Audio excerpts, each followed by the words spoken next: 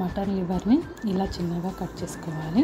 ఇది వచ్చేసి తిల్లి అంటారు. దీన్ని చిన్నగా ముక్కలు చేసుకున్నా పర్లేదు, లేదా మధ్యలో ఒక ఘాటు పెట్టుకుని సరిపోతుంది.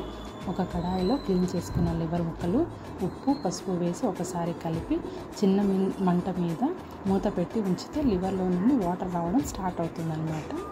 మనం సపరేట్గా వాటర్ వేసుకోవాల్సిన అవసరం లేదండి. లో ఫ్లేమ్లోనే మూత పెట్టేసి ఉంచేసామంటే అదే వాటర్లోనే ముక్క మెత్తబడిపోతుంది.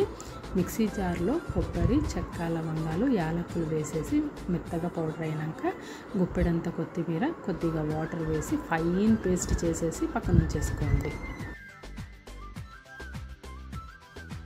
ఇప్పుడు మూత తీసి చూసుకున్నాము. చూడండి, ఆల్మోస్ట్ వాటర్ అంతా తగ్గిపోయి ఫుల్ డ్రై అయిపోయింది కదా లివర్.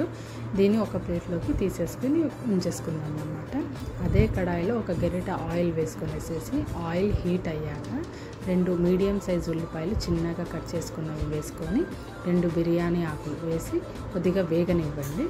అవి ఆనియన్స్ వేగాక 2 స్పూన్ల అల్లం వెల్లుల్లి పేస్ట్ వేసి పచ్చివాసన పోయే వరకు బాగా వేగనివ్వండి. అల్లం వెల్లుల్లి పేస్ట్ పచ్చివాసన పోయాక మనం మిక్సీకి వేసి పెట్టుకున్న కొబ్బరి మసాలా వేయాలి. కొబ్బరి మసాలా వేసి ఒకసారి బాగా కలుపుకొని, ఇదంతా లో ఫ్లేమ్లోనే ఈ ప్రాసెస్ అంతా చేసుకోండి. రుచికి సరిపడా కారం, నేనైతే కొద్దిగా ఎక్కువనే వేసుకుంటున్నాను, మేము ఎక్కువగానే తింటాం కాబట్టి మీరు చూసి వేసుకోండి. మూత పెట్టేసేసి ఒక 2 నిమిషాలు లో ఫ్లేమ్లోనే ఉంచి తర్వాత ఒక గ్లాస్ వాటర్ వేసుకోండి. గ్లాస్ వాటర్ వేసి ఒకసారి మసాలాను కలుపుకొని పక్కన ఉంచుకున్న లివర్ని కూడా వేసి ఒకసారి బాగా కలిపేసి మూత పెట్టేసి లో ఫ్లేమ్లోనే ఒక 5 నిమిషాలు వదిలేసేయండి. 5 నిమిషాల తర్వాత మూత తీసి చూసి చూడండి, ఆయిల్ సపరేట్ అయింది.